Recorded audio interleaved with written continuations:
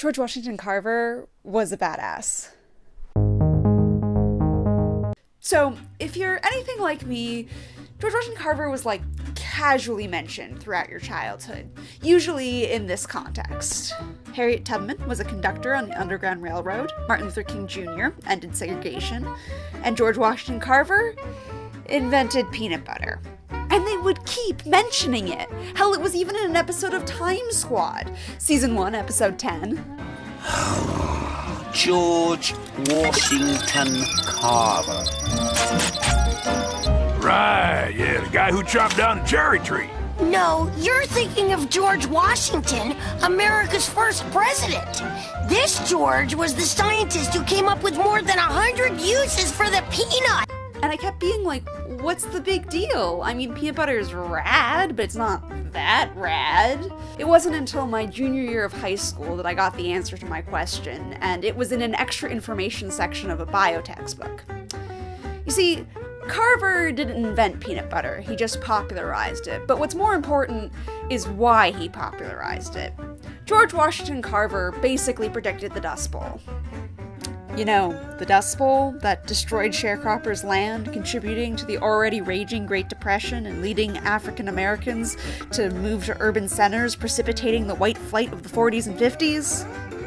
You know, that Dust Bowl. Carver was an agriculture professor at the Tuskegee Institute, and he saw that the soil was becoming nitrogen deprived. Now, there are two ways to get nitrogen back into soil.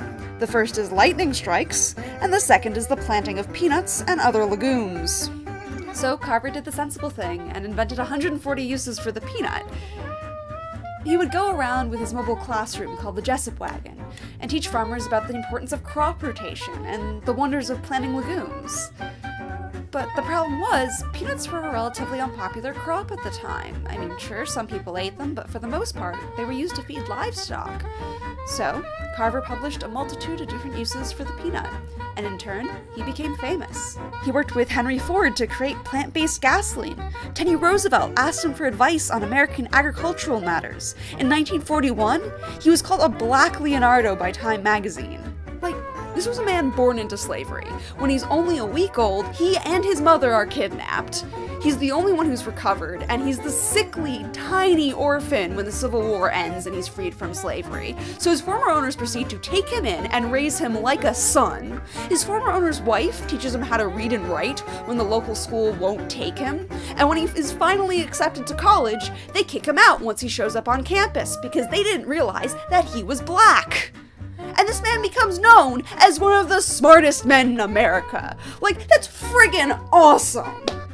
He was also a skilled painter and musician.